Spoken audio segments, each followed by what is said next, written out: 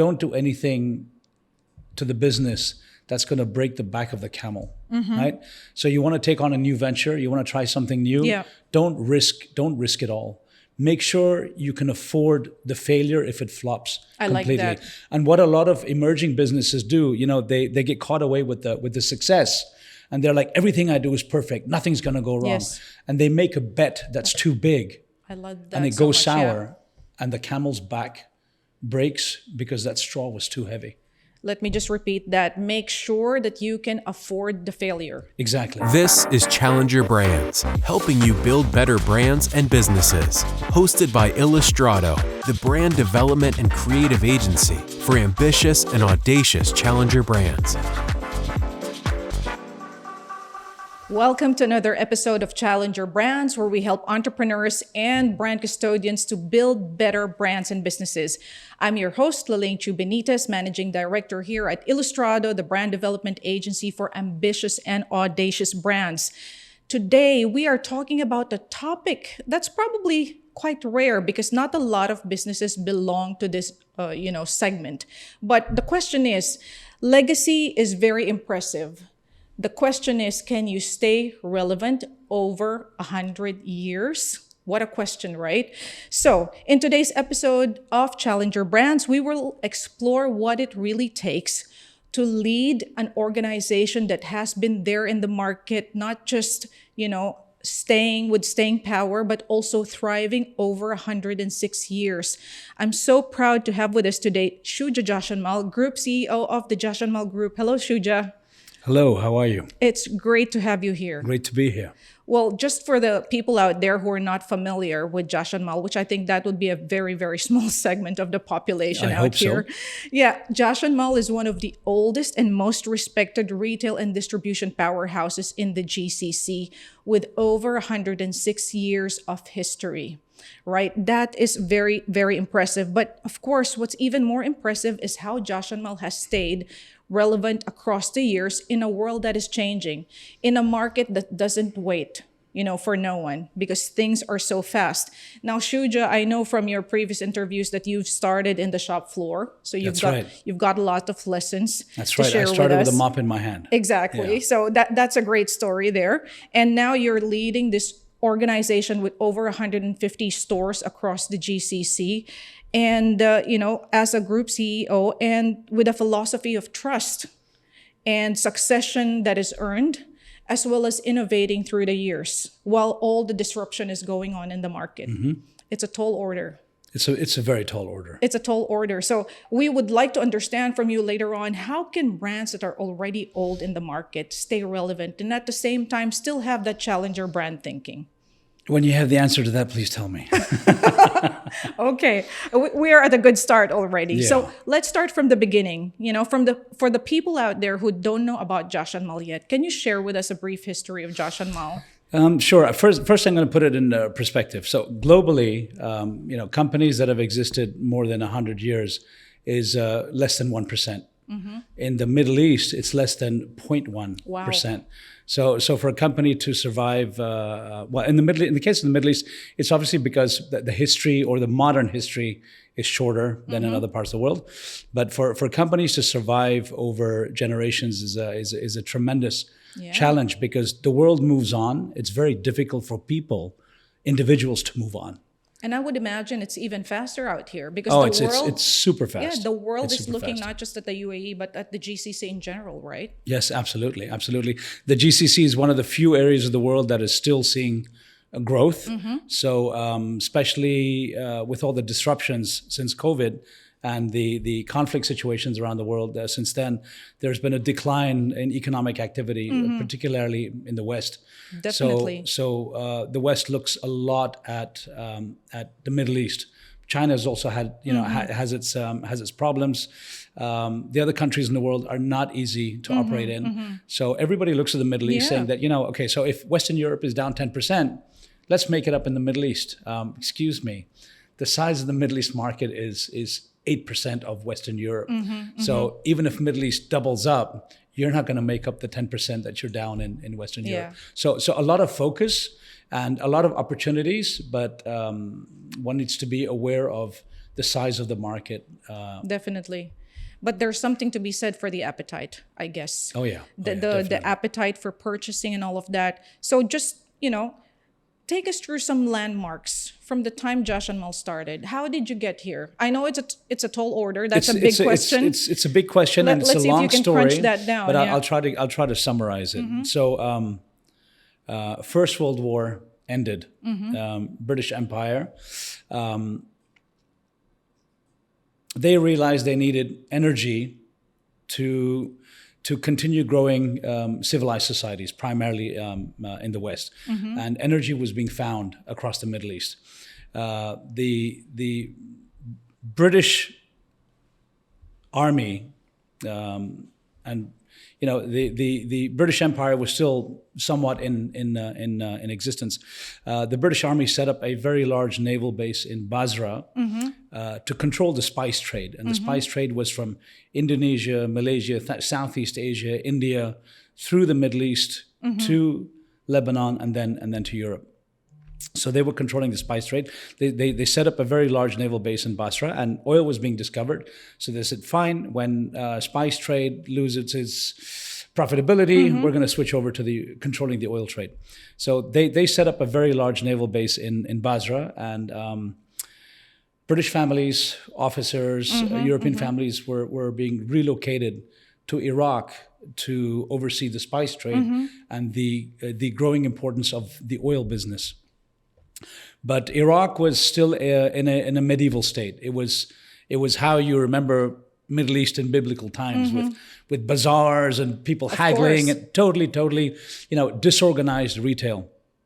But Europeans had to move there, and they needed their quality of life products. My grandfather was a young trader in British India, which then was also in Karachi, which is now modern day Pakistan, was part of British India. So he was a young trader, and he was dealing in British books and magazines. So one of the naval officers approached him and said, we want to relocate you to Basra. We've set up a naval base, and our guys there have nothing to do. They need some entertainment. They need. What year was this?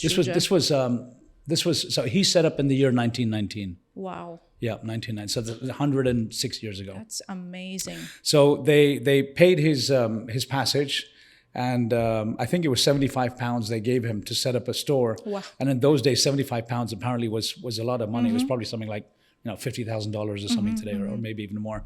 But they paid him to set up a store. So he set up an English bookshop right in front of the Navy base in Basra.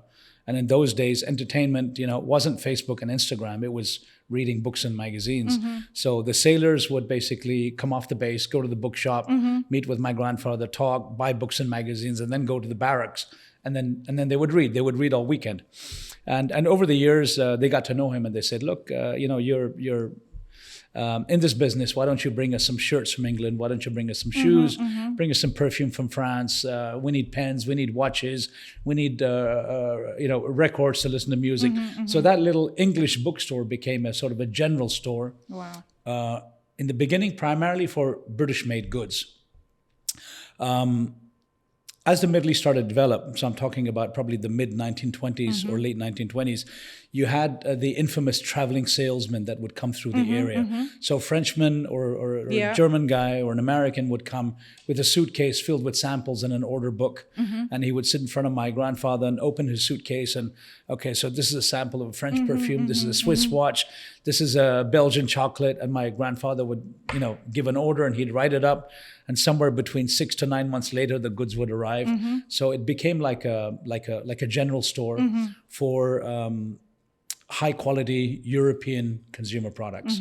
And that caught on very well with not just with the foreigners who were living in Iraq, now servicing the spice and the oil industry, but as oil was flowing, of course, money was coming into the economy. So Iraqis were getting wealthier as well, and they were starting to aspire to improvements in quality of life.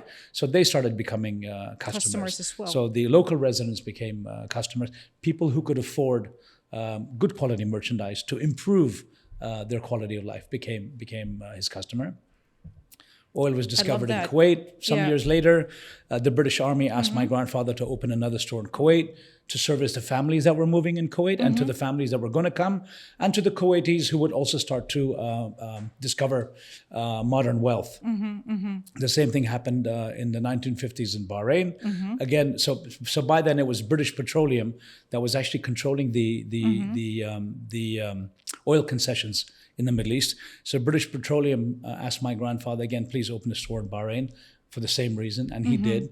And in the mid 1950s, the late Sheikh Rashid, the late Sheikh Rashid, the ruler of Dubai, His Highness Sheikh Mohammed's father, was visiting Bahrain, and he went into our store, and he said, this is a beautiful store. Who is the owner? So he actually met my grandfather and my uncle, and he said, I'm from Dubai, and in those days, people really didn't know where Dubai was. And he said, we are also looking for oil, and I think we're going to find oil, and I want to bring improvement in quality of life to my people in Dubai. That's amazing. So Mr. Jashanmal, please come to Dubai, pay a visit. I'll give you a piece of land and build a store. That's amazing. So my grandfather came to Dubai in the mid 1950s, and in 1956 we opened a store here in Dubai. Actually, it was funny. So he offered my grandfather a piece of land in Bur Dubai, which is now knife area, which was the old trading area of Bur where Dubai. the Abras are and all of that. Yeah. And so he gave him a piece of land over there, and my father was a young boy. He was still in school, and he was with his father. So we're standing there, and they looked across the creek in Dera, and there was nothing there. And so my grandfather inquired, so what's the plan to develop Dera side? So he was told by the government that this is where the oil supply companies are going to set up, and this is where people who work on the oil supply companies are going to live. So my grandfather said, I want to shop on the other side. Foresight. In the desert, where there's nothing right now. There you go. But I want to be where my customers are going to live. Because you've got this little souk full of traders selling everything from spices to gold to food to whatever you can imagine. Yeah. But there's nobody that's actually going to serve my customers who are going to come on the other side of the creek, which was Dera. So he was given a plot of land. He built a store, and my father was in 9th grade when that store was built, and my grandfather basically said, "Okay, that's fine. When you finish 9th grade, you're going to come and work in the business." Wow. So he after 9th grade, he basically. Today you can call it child labor, but back then, kids worked. The minute they could walk, they worked, right? So we're going to talk about child labor and nepotism in a little bit later. Yeah. So basically, out of 9th grade, he came into the store. He sat behind the cashier and he learned how to do business. Excellent. And that's how we started. So we had the store on the ground, and we had the living accommodation above the store. That's amazing. We basically had like 2 large rooms.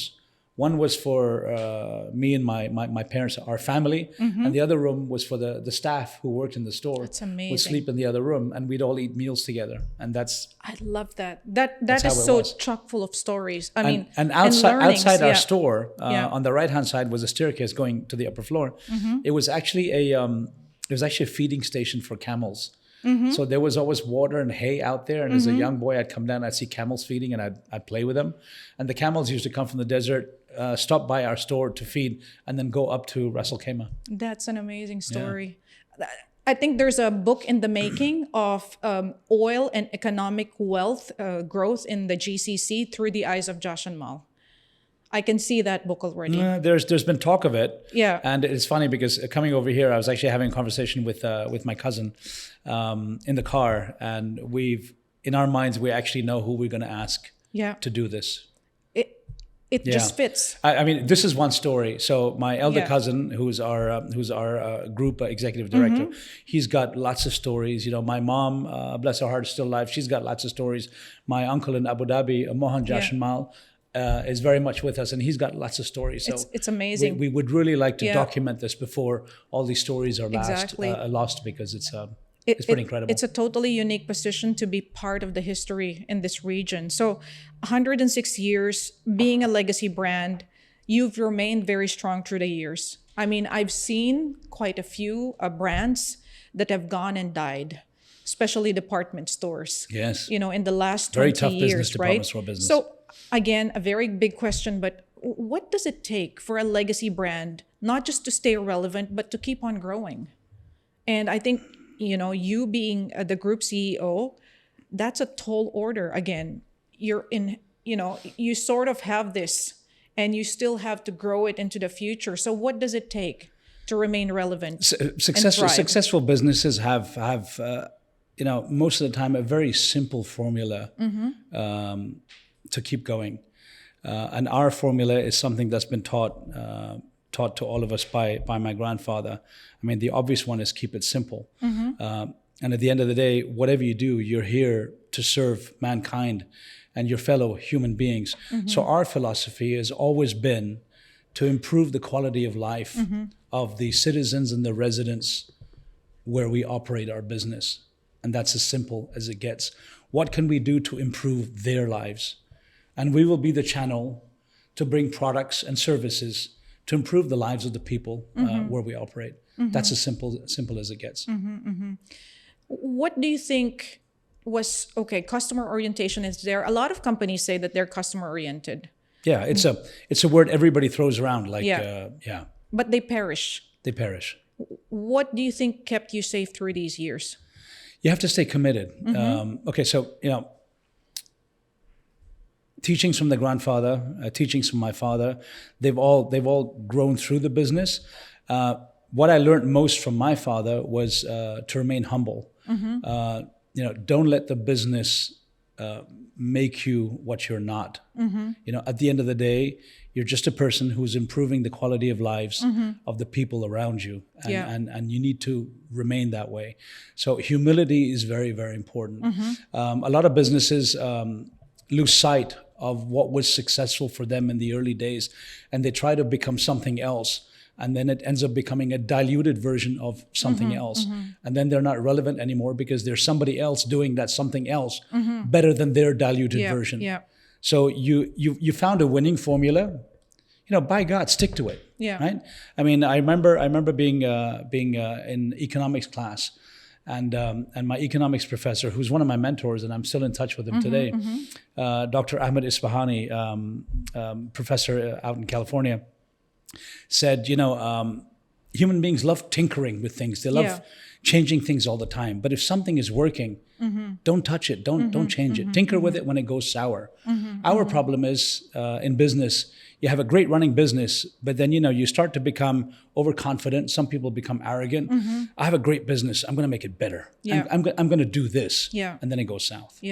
So that's a great lesson. When something is good, just don't change the formula. It's working. I mean, you can keep your DNA, right? You have the other layers that can change through time as the market is changing. You can experiment things around the side. Exactly. But your basic formula, definitely, don't change it because it's working. Definitely. I remember that we had this conversation before, and I was telling you that I've seen a lot of these players in the market that go through boom and bust. They make such big decisions, and then a couple of years down the road, they're no more. And you mentioned something that you learned from your grandfather. We've all seen it, yeah. So another lesson I learned from my grandfather, and actually from my elder cousin Tony, who talks about it a lot, and I've had the privilege of working with him for almost 30 years now, is don't do anything to the business that's going to break the back of the camel, right? So you want to take on a new venture, you want to try something new, don't risk it all. Make sure you can afford the failure if it flops completely. I like that. And what a lot of emerging businesses do, they get caught away with the success, and they're like, everything I do is perfect, nothing's going to go wrong. And they make a bet that's too big. I love that. And it goes sour, and the camel's back breaks because that straw was too heavy. Let me just repeat that. Make sure that you can afford the failure. Exactly. Very important story. Take risk, but make sure that you can afford a failure. For those people out there that know about Jashanmal or who have grown with Jashanmal through the years, I'd like to hear from you guys. Please drop in a note and say that, you guys understand what Jashanmal is and you've grown with the brand. It would be great to see, among the audience who actually has an affinity for Jashanmal or who's grown with Jashanmal. I'd love to see some of those feed-ins as well. Definitely. Consumer behavior is evolving. Another conversation we've had is that the Gulf consumers, and particularly in the UAE, in Dubai, where the best of the world is out here. Oh, absolutely. We get spoiled. We are spoiled for choice. We are way ahead of the game in so many different ways. How do you keep yourselves authentic? I know that there are so many trendy practices in consumer retail. How do you change with the times and get with those new things without losing your soul? Okay, changing with the times. As a successful business, Yeah. you need to think at least 5 years ahead. Yeah. You need to think. What is going to be supply and demand 5 years down the road. Because if you start thinking about what I need to do today, you're 5 years too late. So one is you need to have foresight, and foresight comes with experience, and foresight comes with talking and listening. Listening more important than anything else. There are leaders. And business gurus everywhere in every society, and especially in Dubai. So network, talk, listen a lot, and understand other people's perspective on how the world is changing and where they see future opportunities coming. And if you're able to internalize those and you believe in those, you set yourself up to get those opportunities before they arrive. So you need to think 5 years ahead, at least. Yeah. For those people who want to get into retail, what are those trendy things, if there's anything in the market? There's so much, you have augmented reality, you have the promotions, you have social media activations, influencer campaigns, and all that. Are there any trendy practices in the market that you will say those are gimmicky and we will never get into it? There's lots of trendy practices happening all the time, and we've seen them. We've seen them all the time. Trendy practices have varying lifetimes. Some of them are very short; they're fads. Some of them are a little bit longer. They're sort of fashion trends, and some of them stay longer. I mean, we all use a mobile phone today. When people first started talking about the mobile phone, most people said it's a fad. It's going to be gone in a year. So.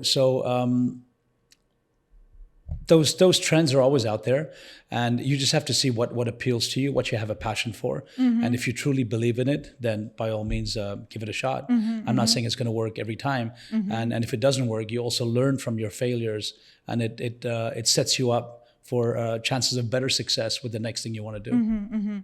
What's the attitude within Jashanmal when you are presented with something that's new and trendy in the market? First and foremost, we don't try to do everything. We don't want to be somebody who does everything. We know what we're good at. Yeah. By and large, we like to stick with what we're good at. But every now and again, we see a new trend, and we believe in it, and we start to commit towards it. E-commerce, for example, is another so-called trend some years ago. It started out with people buying books, funnily enough, right? We started as a bookshop. Yeah. So Amazon basically said, I'm going to try selling books online. And he didn't sell a book for 3 months. And his first purchase, I believe, came from somebody in Hungary who sent him $22 in the post to buy a book. So we all know the size of e-commerce today, depending on the part of the world. It's everywhere. It's anywhere between 10 to 40% of total sales in a country. In the Gulf, it's currently around 19, 20%. So e-commerce is part of our business today. And e-commerce is something that we as a company are doubling down on. We were pioneers in traditional retail. We're not pioneers in e-commerce. Amazon is. But we believe that e-commerce improves the quality of life in people by giving them goods and services much faster than could ever be done before in the history of mankind. So we've doubled down on e-commerce. Most of our current and future investments are going to be to develop e-commerce, which has become omni-channel commerce, and now is developing into universal commerce. Yeah. So universal commerce is not just online and offline talking to each other. It's everything. It's Amazon. Definitely. It's Insta shopping. It's Facebook shopping. It's Temu. It's every avenue possible to reach the consumer and facilitate consumer needs and demands. It's inevitable and a necessity. Oh, absolutely. Right? Absolutely. Now, let's talk about younger consumers. Legacy brands often have the risk of being deemed as old in the market. Yes. How do you keep related? How do you keep relevant and resonant with younger audiences? By doing something that's very painful. Okay. You need to bring in young people Yes.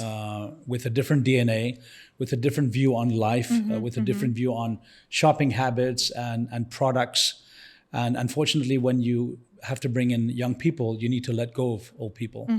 So old people have loyalty and trust and experience, but at some point, you need to take that decision that Mr. or Mrs. So-and-so, it's been great. You've had a fantastic run, 20 years, 30 years. Now, you're not going to say this to them, but they're not relevant anymore because at the end of the day, your business needs to survive. And the way we look at it is bringing in new talent, fresh talent across different industries to be young, to be fast. Young people move faster than older people. Young people are more open to taking risks than the older generations.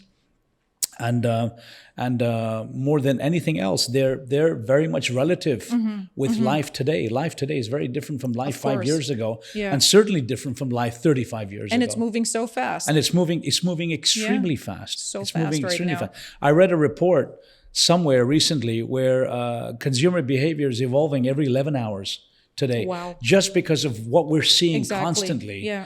Online, offline. I mean, social media. There isn't a moment that we are not being bombarded with something when we're awake, and social media, goes straight into our psyche. Definitely. And our psyche is evolving on 11-hour cycles today. I grew up in a generation where businesses would evolve from year to year, and then it became twice a year because of fashion trends. Yeah. Now apparently it's every 11 hours we're crazy. We're looking at new ways of doing things. That's crazy. But it's getting faster. I love your answer that it's about the people, because It's about the people. Most businesses would say, oh, we will employ a new, social media tactic. We're getting into augmented reality. We're doing this, which are all superficial. No, but you need to do that as You well. need to do that as well. But yeah. if the brief is coming from somebody who's out of sync, definitely. then what is delivered by the expert is going to be out of sync. I love how you're thinking about it from the inside out. That's very important, guys. Holistic branding is all about building the business from the inside out. So from the inside. For me, this is such a super, a super useful insight. This is Challenger Brands.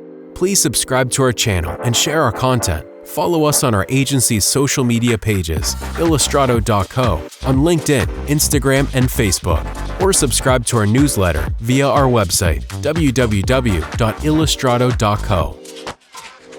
Now let's talk about leadership, Shuja. I've seen those interviews when you talk about starting on the shop floor, driving a beaten up car, it was rough. Getting the lowest salary in the company and all of that, and then moving from there to where you are right now, being the group CEO of this giant, right? So what have you learned working from that level? For all of you guys out there, I know that Nepo babies is a very notorious term right now. Yes. But the kind of Nepo babies, Shuja is, and probably our kids are the kinds of, kids that grew up with so much responsibility. They might not want to be in their position. It's a totally different situation, right? It's the flip side. It's the flip side. What did you learn there, and what did you take from there to your leadership style now? So what I learned most importantly is, whether it's a CEO or somebody who comes into the store to work as a salesperson, a sales executive every day, they work just as hard. They work just as hard. And because they work just as hard, they deserve the same amount of respect and attention and opportunities. Everybody works, and everybody works hard. You can't take it away from anyone. And they're all parts of the puzzle that has been put together to create this company. Can I run this company without salespeople? I can't. Can I run it without accountants? I can't. I can't run it without VM. I can't run it without marketing. I can't run it without HR. And they're all working. They're all working at least 8 hours a day. And in my organization, I'm very proud to say, I see a lot of people who come in early and leave late. I don't ask them to do that, but hey, we must be doing something good because they actually like coming. They like coming into work at Jashanmal because we respect them, we take care of them, and one of the new programs I started now with my head of HR is we're creating career growth paths for employees. We're basically making roadmaps for everybody, saying in this year if you do this, this is what will happen to you next year in terms of your pay and designation. And in the second year, if you do that, this is what's going to happen. And we're giving people roadmaps on how they can come up. Yeah. Most people want to come up. One of the reviews I've read online is that Jashanmal family takes care of their people. And, you're in a totally different era compared to your grandfather, where he had probably a handful of employees. Now you've got over 1,000 employees, I understand.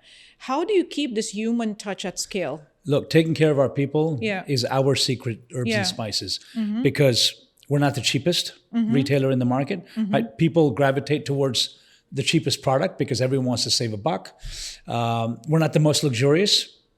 We can all think of uber luxury brands, and everybody goes there, to buy a watch for 100,000 or buy a sweater for 20,000. We're not the most expensive, and super luxury appeals to a group of people as well. So one has to look within and see, what is your unique selling proposition? What's your USP? Our USP is genuinely, honestly, take care of our people, because and lots of business gurus have said this, because your people will take care of your customer, and we believe that we take very good care of a customer. I'm not saying we're perfect. We're human. Everybody makes a mistake.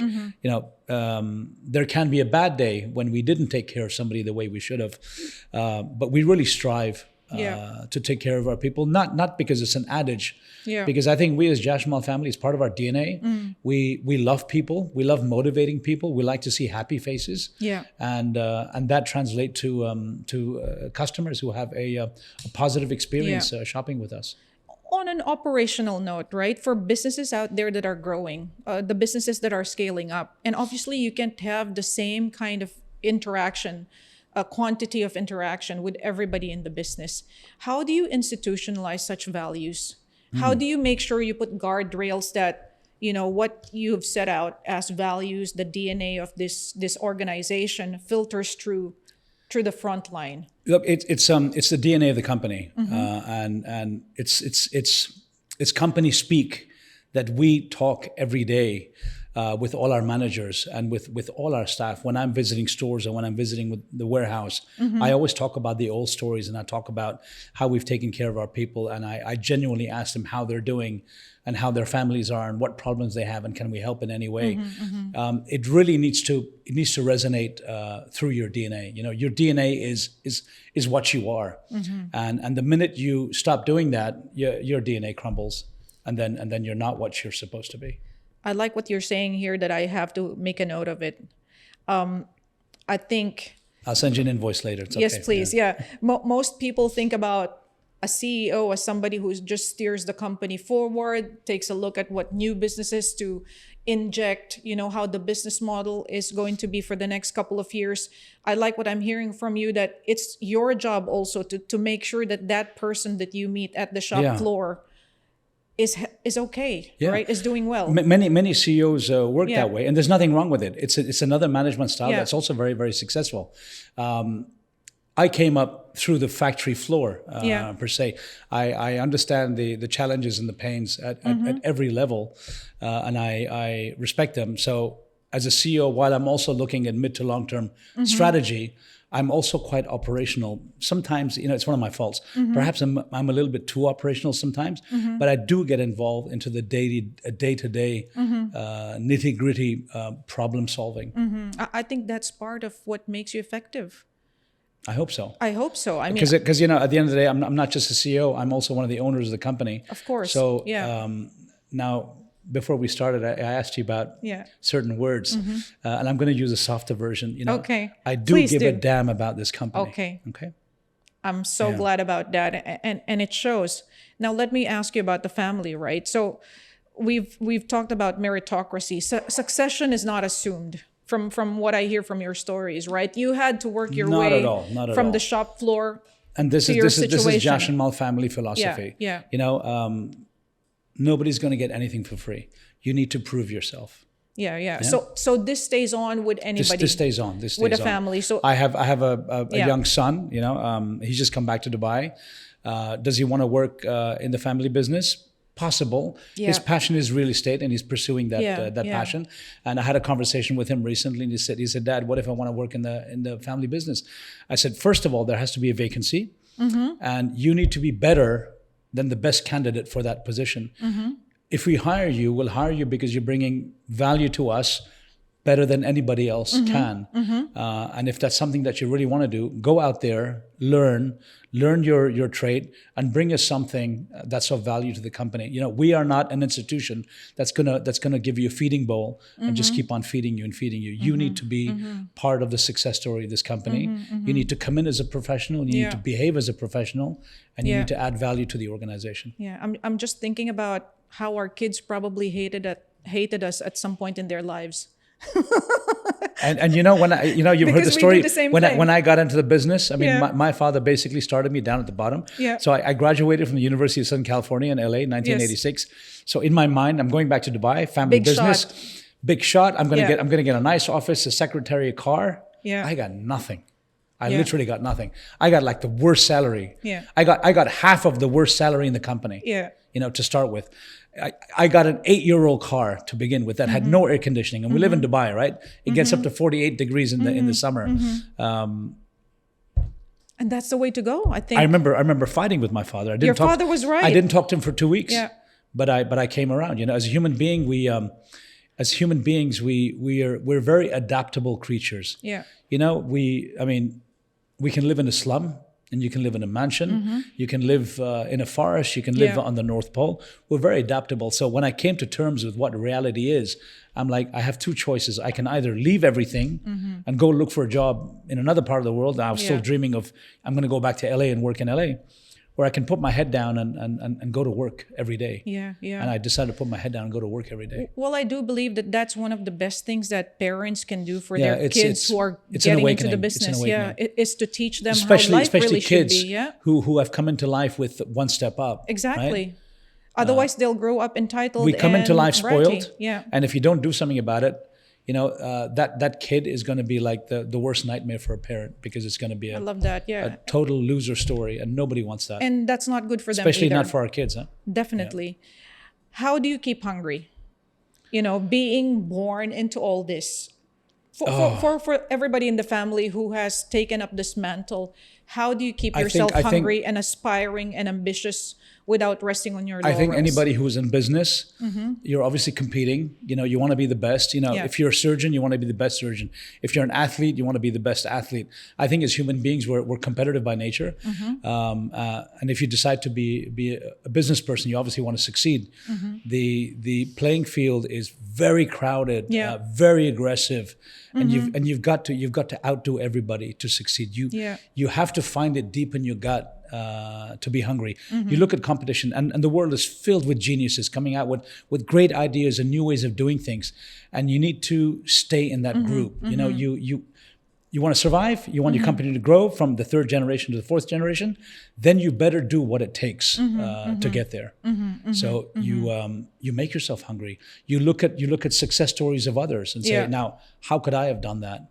You look at gaps in the market. How do I address that gap faster than the other 100 guys trying to address it? Yeah, yeah. So you need to stay hungry.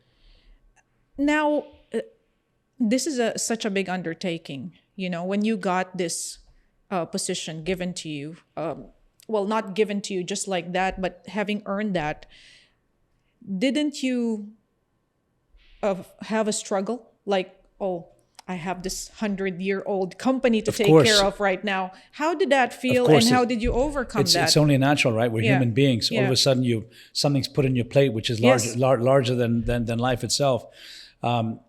It's scary at first. Yeah. You definitely have your doubts. You go at it one day at a time, and I think you build on your successes. Yeah. And you start convincing yourself, you know what? I'm doing this. It's working. I can do this. Yeah. So. It's like when anybody is given a task that's too big, you do it with baby steps. And as you learn along the way, and you see that your baby steps are starting to work, you start to build confidence, and then you start running, and then you start charging. Is there any specific guiding light that you use when you make decisions? You believe in yourself. You believe in yourself. You believe in yourself, yeah. you believe in yourself. You have to trust your Yeah, instincts. you have to trust your instincts, and depending on the kind of person that you are, I mean, some people are religious. Yeah. You ask for guidance. You ask for spiritual strength. It all works. You know, it's. I'm not here to debate religion, Yeah. but placebo effect. You know, Yes. if you believe that the universe or the heavens Belief above is so important, are supporting you because you're doing good for mankind, it's a placebo effect. You start to believe that you are doing good because of the greater force, and it makes you do wonderful, wonderful things. Yeah, belief takes you a long way. Belief takes you a long way. What about putting your own imprint in the business? Because obviously all of you have different leadership styles. Oh, yeah. You know, from your grandfather to your father to your uncle and all of that. You all have your own leadership style. How do you bring in your own thinking, your own style of leadership, your own ideas to a company that's been there before you were born? Businesses, by and large, tend to be a personification of the leader. Yes. So I think our business, I mean, the DNA stays as it is, right? We're here to bring goods and services that benefit and improve the quality of life of the people where we operate. But I think my personality, and for those who know me, I'm social, I'm fun-loving, I'm somewhat of a risk taker, I'm a very outdoorsy person. I love people, I love interacting with people, and I see already in the last 8-9 months since I became CEO, I see an organization that is happier, that's smiling a lot more. Yes. People are interacting with each other. So one of the first things I did when I became CEO, so our head offices are in a building and we have 11 floors. And every floor has an access code for only the people who work on that floor can access the floor. One of the first things I did is I deactivated all the access code. I love I that. wanted people from floors to move around and talk to each other. That's I wanted very marketing good. to Yeah. be able to talk to finance without getting an approval from me or from the head of finance. Sir, can I please come and see you at X and X time? Could you please give me access to your floor? So one of the first things I did That's was I very deactivated good. all the access. Yeah. I said, guys, we're one organization. I Yeah. want you guys to Interaction, talk to each other. connection, Yeah. connection. Yeah. I love that. Was there anything that you had to change? You know, that you had to change and say, okay, I can't do this. I believe this, but I can't do that because the business is such. Was there anything you had to change about yourself? About myself, no. What I did have to change is some of the businesses that I thought perhaps don't have the greatest staying power, or is going to take too much time and effort to keep them going. I started winding those down, and I said, you know what, we need to be better at what we're good at, and let's not try to do too many things at the same time. Yeah. Because some of those things we're only mediocre at. Yeah. And mediocrity, Yeah. you know, is not going to go anywhere. Yeah. I sense here a full belief in yourself. Like you were saying earlier, you have to believe in yourself. How does an entrepreneur who's new in the business get up to this level to build that belief? My advantage over the entrepreneur is obviously the experience over the years. Yeah. And that's guided me and trained me. And now I'm here with certain abilities, awareness and knowledge of the business that makes me an expert on certain things. Entrepreneurs have ideas.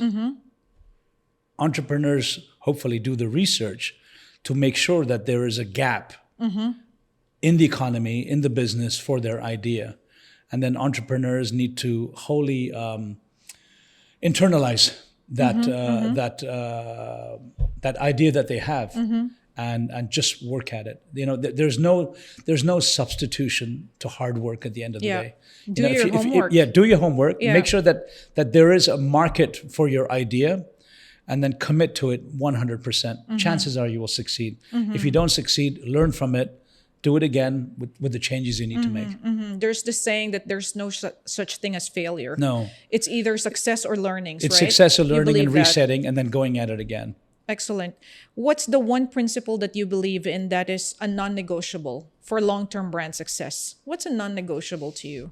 Staying true to the passion that you have. I think you have to search deep within you what kind of person you are, what it is that you're doing, bringing to the business, and commit to it 100%. And we touched on this before. I would say once you've got that, you never give up. You just never give up. You just stay at it. Don't give up. Don't give Even up. when times are hard. Don't give up, especially when times are hard. Because when times are hard, they're hard for everybody, and others will give up. And every time somebody else gives up, you're going to take his market share. Yeah. Have you ever experienced thinking about, I should quit? No. Never experienced that. I should quit. I've definitely thought about it and taken action on, I should close this particular business, or I should merge this business. So those are decisions. But to quit, no. What's the advice to people who feel like they should quit? Well, I just said it. Don't give up. Don't quit. No other recourse. No, Just don't give up. No, don't give up. I mean, if that's your calling, if that's your passion, that's what you want to do. Yeah. Just keep at it. Your day will come. Your day will come. I love that. That's very encouraging. It's tough. It's easy to say, but people want to give up because they've really, hit a roadblock. They're against a wall that's so high. They've run out of finances. They're almost on the street. What do you do? Definitely. You can do something temporarily Yeah. to give you a little bit of respite, but then get back at it. It's encouraging and sobering at the same time, because we're at an era where entrepreneurs are seen as rock stars.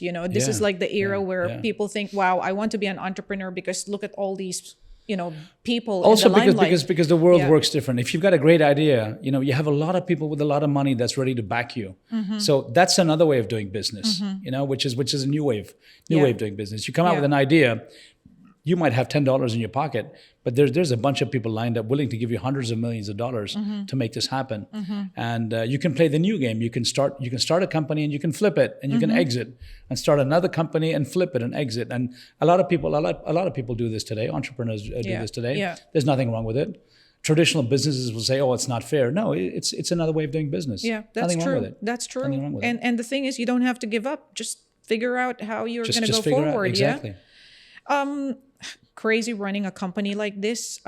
You're hardly on dry land, right, Shuja? I mean, how I do try to stay on dry land. you try to I try to stay on dry land? I like to stay on dry land. Yeah, you say that, but it's not a joke. It's not a joke. Being the head of a business that is a giant in the region, how do you keep yourself grounded? How do you keep yourself healthy, balanced? How do you still have time to ask people how they're doing? That's a very good question, and I think for anybody who's working, you must keep yourself healthy. When you're healthy, your ideas flow better, and that's very important. It's about ideas at the end of the day. So for me personally, I read when I have downtime. And for those who know me, I love motorcycling. So for me, motorcycling is meditating. When I'm on a bike and I'm riding, whether it's 2 hours or 8 hours, I switch off. 8 hours. Oh yeah, I actually like long distance endurance riding. So I could ride 1,000 kilometers in a day. I'm very, very comfortable with it. And because I put myself in a meditative state where I'm only focusing on the road, on safety, and on the views around me. And I'm not thinking about business issues. I'm not thinking about business problems. I'm not thinking about family problems. I'm not thinking about an uncle and auntie who need help and all of that. All the daily problems are gone for 8 hours. So I come back home. My body's tired, but my mind is so fresh. It's incredible because I haven't thought about any problems for 8 hours. I actually let my mind rest. It clears your head, right? It clears your head. It lets you, every day. I mean, your son probably knows this. I don't know how many thoughts we have every second. We have thousands and thousands of thoughts constantly, and this tires brain cells. And that's why people say you need to meditate, or you need to swim, or you need to read, or hike, because you basically let your brain stop having millions of thoughts, and you just focus on one thought. And when I'm riding a motorcycle, it's the road ahead, and it's the beautiful scenery, this beautiful world we live in. It's the beautiful scenery around me, and just taking deep breaths of fresh air, and I come back fully recharged. Yeah, that's very healing, as people call it these days. I know that you just began your journey as the group CEO. Yeah, you're still going to be there for a long, long time, but is there something? Don't say long. That sounds very painful. You don't want to be there for the longest time, but just enough time to make your impact. Exactly. I want to be there for the time to complete the purpose that I'm here for. Because at some stage, I'm going to start to become ineffective, or I would say lesser effective. Yeah. And before that happens, I need to be able to hand it over. I like how realistic you are. Yeah, there. I need to be able to hand it love over that. to Yeah. the next best person. Otherwise, this company is not going to continue another 100 years. I love that. What do you hope to leave behind?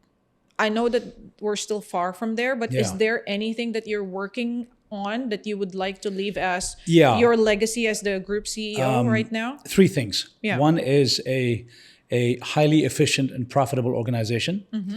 The second thing is a major player in the distribution of consumer goods, not just in the Middle East, but across Asia and former CIS countries, possibly even East Africa. We've had discussions on East Africa. So I'm looking at expansion as well. And the most important is I want us to be one of the top players in e-commerce across the region. Today we're not. Today we're probably somewhere between number 15 and number 20. By the time I leave, I want us to be in the top 3. Okay. Yep. That's a great objective, and I think it's going to happen. I think it's I there. know it's going to happen. It's there for the taking. Absolutely. I know it's going to happen. Right? Yep. You probably have a lot of very loyal customers across the years. I hope so. I was hearing probably millions. Yeah, I'm sure there are millions of people out there. Are there any touching or funny customer stories that you can share with us that sort of mark how Jashanmal was there? Well, you know, one story was when the late Sheikh Rashid came to Bahrain and saw our store and met my grandfather and my uncle and said, I love your store and I love the products you sell. That's great. And I'm going to give you a That's an piece of amazing land. story, yeah. And I want you to, so, the ruler of Dubai basically told my grandfather, I want you to open a shop in Dubai. I mean, who does that today? I know. But stories apart from that, I mean, there's honestly there's too many to tell. I'm sure. But I'll just talk about one that happened recently. So a woman wrote into me about 6 months ago, saying that she bought a piece of jewelry. I think it was a sapphire ring. And in the old days, we were a general store, so we also sold jewelry in our store. So she bought a sapphire ring that her grandfather had given to her grandmother for some anniversary, for some wedding anniversary. And then it was passed down to her as an heirloom, and she informed me that the ring needed some repair, and we were able to connect her with a jeweler and get it repaired the old school way. My goodness! Because the new jewelers were saying it's such intricate man-made work. It's either going to take a long time, or it's very expensive, or they can't do it. But I know some people in the jewelry business, and I actually was able to facilitate this. So, we were able to get that repaired for her, and it was nice because she even had a copy of the invoice. I think it's from 1950s or something. Oh my goodness! She had a copy of the invoice. What an interesting story. Yeah, when her grandfather bought the ring. We really need that book, Shuja. I really need to. That book should be. I'm saying this to my now. cousins because, especially my younger cousin Shafali and I, we talk all the time, and I think we're both committed to make sure that we have this book coming out because, our parents have so much to tell, I can and people are imagine. just going to love. And the book's not going to be about business and strategy. It's not going to be a business book. It's going to be about early life in the Middle East and the stories and how people interacted with each other. And Definitely. it's going to be lots of funny stories. I think it's great to document this because the Gulf is growing so fast. Oh, lightning we shouldn't speed. forget these things. Absolutely. It's part of the history. And whenever I meet people from government, they also encourage it. I love the government here in the Gulf, especially in the UAE and in Dubai. They work hand in hand with businesses. If I have a business problem, I can go speak to a government official and he listens to me. And government officials tell businesses, where the country's going and how to better position ourselves. Yeah. So there was a forum actually with the Dubai Chamber last week, and I took one of my team members with me, and she's somewhat new in the business, and she was absolutely shocked. She said, "I'm so shocked at the interaction between businesses and government." Yeah. I mean, in my country, back in Europe, she's from Spain. She's like, "We can't talk to government. There's no dialogue. There's no dialogue." Yeah, I love it because they're invested in everybody's growth out here. here. And that's very smart. You know what? Yeah. People who live in this region, people from this region, the locals in the Gulf, they are the most humble, people-loving people. I've ever come across, and they, our DNA resonates with them. They really care. Yeah. They really care about their people. We're very fortunate. Who knows if there are any other businesses out there that could be a Jashanmal in the future also, that could grow so much. Yeah.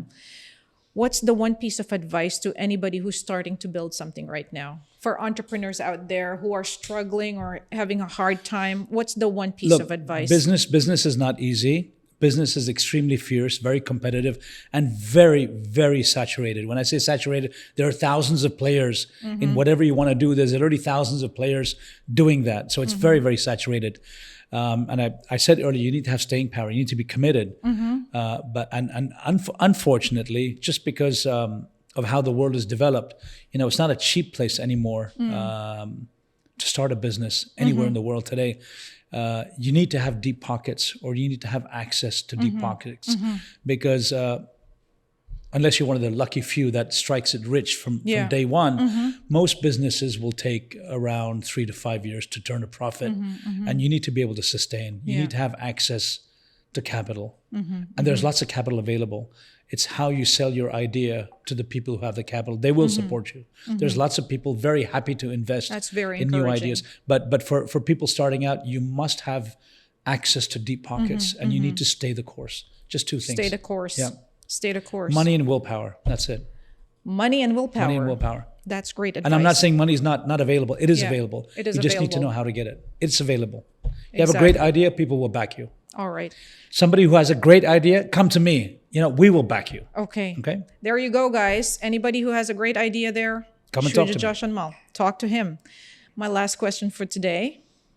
What's the one piece of advice that you would give to a younger Shuja, except aside from party harder or maybe stop partying? What's the one piece of advice? You actually said it. Stop partying. Stop partying. I knew it. I knew it.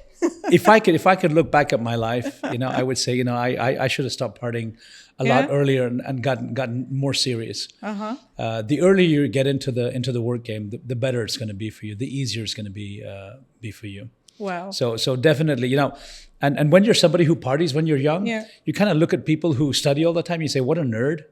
Those nerds are worth like 10 times you right now, right? Yeah. Those nerds are the way CEOs ahead. now. They're like way ahead of the game. Billion-dollar companies. Yeah. They're way ahead of the game. So there you go. So party less. Yeah, party less. If you're partying too much, take it from the great Shuja Jashanmal. Thank you very much, Lily. It's been Jashanmal fabulous. Group. It's such a pleasure to have you on our show today. My pleasure. And just for the people out there, here are my key takeaways. Please do not forget these lessons. Super valuable. First of all, if you're going to take a risk, make sure you afford the failure. Okay, I think that one really sticks out for me.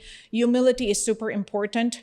Don't act all entitled. It's very, very important to provide service. Be service oriented, and keep your customers happy. Stay the human being. Stay a human being. Stay the human being. Keep your DNA. And last of all, take care of your people. Yes. That's the key to a successful business. Thank you once again, Shuja, and more power to Jashanmal Group. Thank you very much. Here's to the next 100 years. And we hope to see you in our stores more often. I will be. Thank you. I will be Thank you there. very much. Thank you so much. Thank you so much, guys. We'll see you at the next episode. Bye. Please subscribe to our channel and share our content. For more actionable insights on brand and business building, follow us on our agency's social media pages, illustrato.co, or subscribe to our newsletter via our website, www.illustrato.co.